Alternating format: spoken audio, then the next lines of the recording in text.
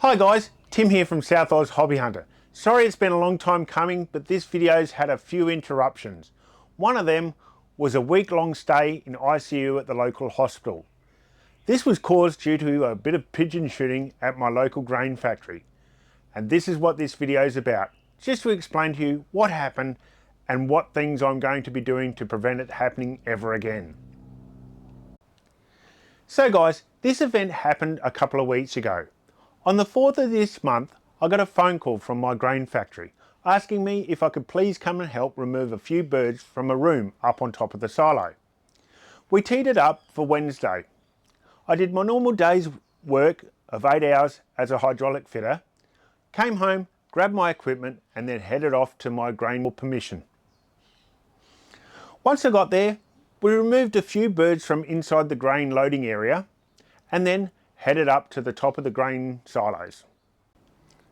When we got up there, the room was about 30 metres long, about 5.5 metres wide and about 3.5 metres tall, with a few pipes and motors up there for the normal running of the silos. There was, however, quite a few pigeons there.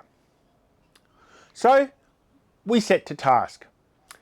In the hour and a half to 2 hours that I was up there, we roughly accounted for around 140 to 150 pigeons. I've yet to actually tally up the numbers, but to say it was just an absolute slaughter. There were pigeons everywhere. The problem occurred was when I shot the pigeons. Now whether it was an instant clean kill and the bird just dropped out off the rafters onto the ground, or if it was a wounding shot and the pigeon fell to the ground and flapped around a bit, it stirred up a lot of dust. Now on the floor up in this grain silo, it was microfine powdered grain dust. There was also some pigeon feces up there, and which is one of the reasons they wanted the pigeons removed. However, I believe that the main problem came from the grain dust. I didn't realise how bad it was going to be up there, and I did not take any precautions. In hindsight, after the first or second bird and the amount of dust being disturbed after each shot, I should have stopped and called the shoot off until we'd got some protection to filter out the dust particles. However, I was silly enough to continue shooting because I didn't want to walk up the 20 flights of stairs, especially when I'm not a big fan of heights.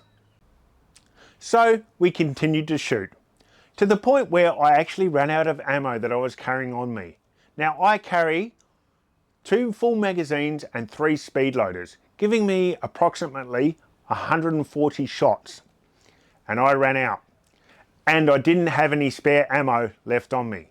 So the boss that was with me grabbed the 2 garbage bags full of the dead birds, took them downstairs, dropped them off, went to my car and grabbed some more ammo, because it was silly to stop shooting when we were almost done. And once he returned, I reloaded and continued the shoot. There was only about 12 birds left, and that is the reason why we went down and got more ammo, because it was just pointless to leave those 12 birds up there. So with the shoot done, we had to do the cleanup. So it meant walking around, picking up the dead bodies, putting them into garbage bags, and also picking them off the rafters when they hadn't fallen down onto the ground. All this time the dust was being disturbed, and without a dust mask or a filter, I was breathing that dust in.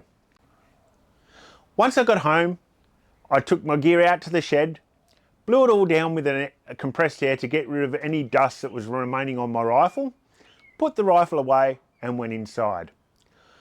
I then decided to have a nice hot shower, and I think this is where things went bad.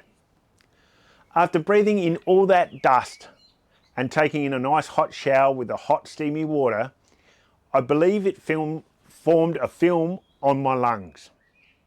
Because within 15 to 20 minutes of having that shower, it had felt like I'd been hit in the chest with a sledgehammer. I couldn't breathe and I had an absolute splitting headache. Now, being the typical Australian male, I shrugged it off. I took a couple of Panadol and a throat lozenge and went to bed. That night, I didn't get very much sleep. I got up again at about 7 o'clock in the morning, feeling absolutely trashed. Took another couple of Panadol, sent a message to my boss saying I wasn't coming into work, and went back to bed.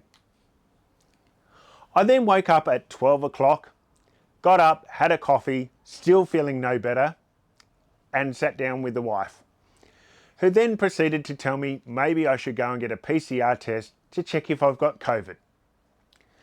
To which I did. I drove myself to the COVID testing station and got tested. In hindsight, I shouldn't have been driving. I then came home feeling to myself, well, I don't believe this is COVID, and I believe it's something probably a little bit more sinister. While sitting on the couch, I worked out that I could actually tune my watch into reading my blood oxygen levels. Once I worked out how to do that, thanks to YouTube, I took a reading. My first reading was of 86% oxygen. And I had a fair idea it had to be a little bit higher than that. So a quick Google search, and I found that most people will have an oxygen percentage of 94 or above, unless you've got any medical history. So I did another test. That one came back at 78%. And I thought, well, two big different readings. Maybe I should get the wife and check what her oxygen level is. We did that. She came back with a 95. I thought, okay, we've got a problem here. So I rechecked myself again and came back with 72%. At that point, the alarm bells started ringing in my head, and I realised that something needed to be done about this real quick. So I rang the doctors to try and book an appointment. Got the receptionist and was told the earliest that they could see me would be on Monday.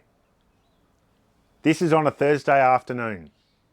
So I asked her if the best option for me would be to go to the emergency room at the local hospital. Her answer to that was, if I thought it was bad enough, maybe I should go there. Even though I'm no medical expert, I know that 72% is low, especially when it should be up around 95 or above.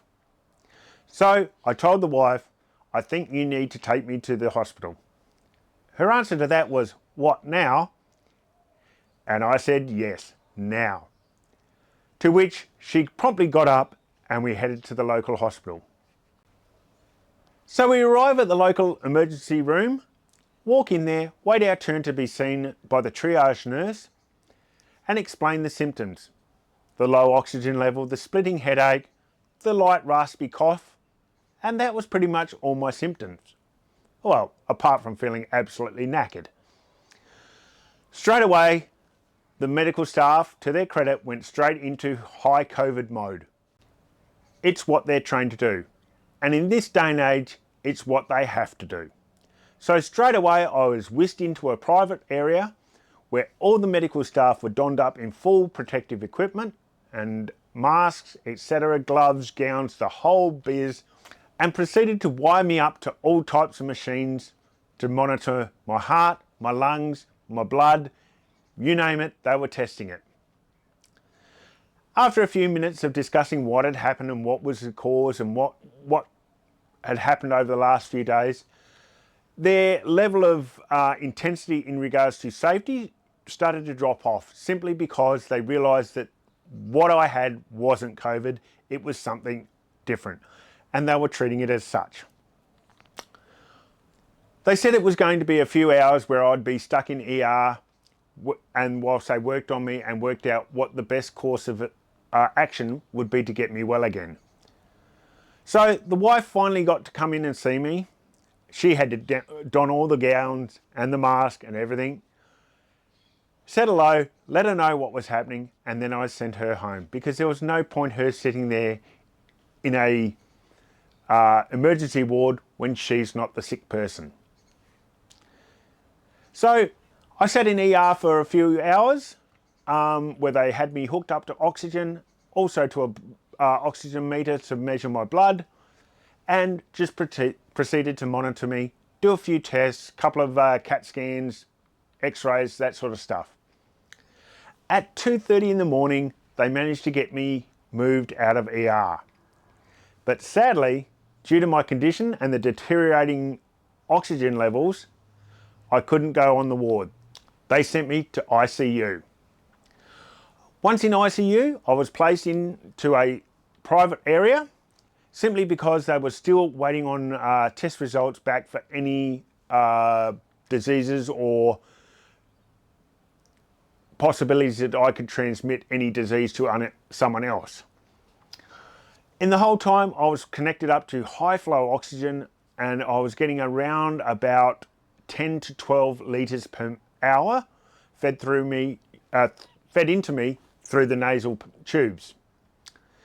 All was going well, and all the nurses there were fantastic, and they kept saying, apart from the fact that I couldn't breathe, I looked remarkably well. And I actually did feel reasonably well now that I had quite a bit of oxygen getting into my system.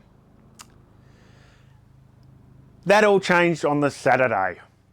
Things went downhill quite badly to the point where any movement of me in bed dropped my oxygen levels well into the low 80s. At that stage, the doctors and nurses were quite happy to have my oxygen level sitting around the 90 to 92. They were happy with that. But for me to drop down into the 80s and the low 80s at that, things were starting to get a little bit dire again.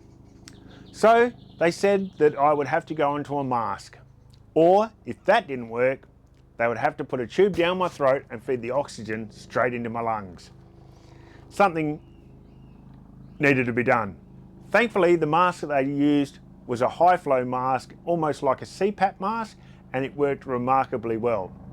That and the high antibiotics that they were feeding me intravenously, and also the steroids that they were pumping me full of. So Saturday was a fairly eventful day. Sunday, it started to become good again, and my oxygen levels started coming up, and I was feeling a lot better again. We were alternating between the high flow mask and the tubes up my nose, just to give me a little bit of exercise on the lung area, and also to try and build them back up again. By Monday, I felt fine. I was actually almost to the point where I could happily go home, but at that stage I was still in ICU and still under constant watch. Finally on Tuesday, they managed to get my oxygen levels down to up to the high 90s, and I was only on about 1 to 2 litres an hour, which was really good. And they said it's time to move off the ICU and put me on the ward. They moved me into the ward about 4 o'clock on the Tuesday afternoon. Wednesday was really good. I had very little oxygen needed. I had full movement, going to the toilet, doing the normal functions that anyone else would do. Had the most awesome hot shower. Come Thursday, once again, I got up, had a nice shower and a shave this time. I actually felt really good. And when I came out of the shower, the physio was there and asked me if I'd like to go for a walk to try and see how well I was feeling. To which I promptly replied, I guess it's time for a coffee. So I went for a nice long walk to the coffee shop and got myself a nice hot cappuccino and a nice chocolate donut. Once I had eaten that, I went back to the ward. The nurse met me and said, how do I feel about going home? To which I promptly packed my bags, and I was out of the ward by about 3 o'clock that afternoon. Since then, I'm on a high dose of antibiotics and also some steroids to continue the improvement. Frankly, I feel fine. I have no ill effect from the exposure to this dust. While saying it was just dust, there was trace elements from pigeon feces in the blood tests that they did, but both the doctors, the specialists and myself both think that the pigeon feces compounds really didn't have an effect on the condition that was given to me. We believe that it was the dust and the humidity that caused a coating on my lung that prevented the oxygen to transfer between my breath to the heart, to the blood. Anyway, I just thought I'd let you know how things are going. I will be posting up that video very shortly about the shoot, once I've edited it all up and counted up the numbers. But as I said, I do believe we've got anywhere between 140 to 150 birds in about an hour and a half.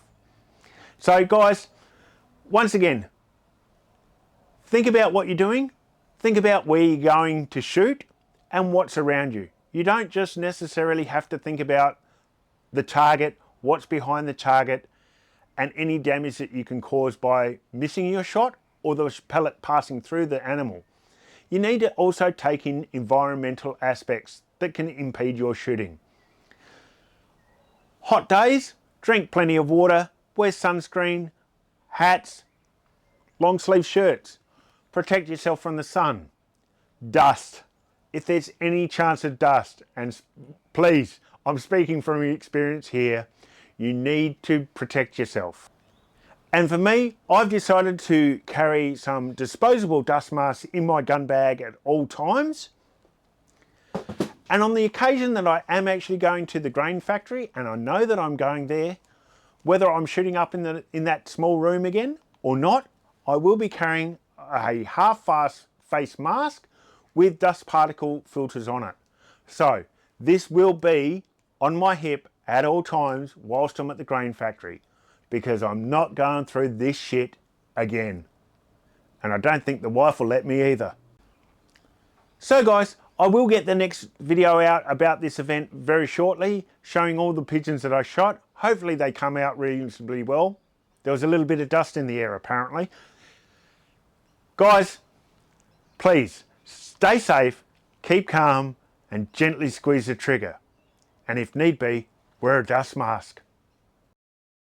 Thanks again for watching. If you like my videos, please hit the like and subscribe button. To get notifications of new videos, click on the bell.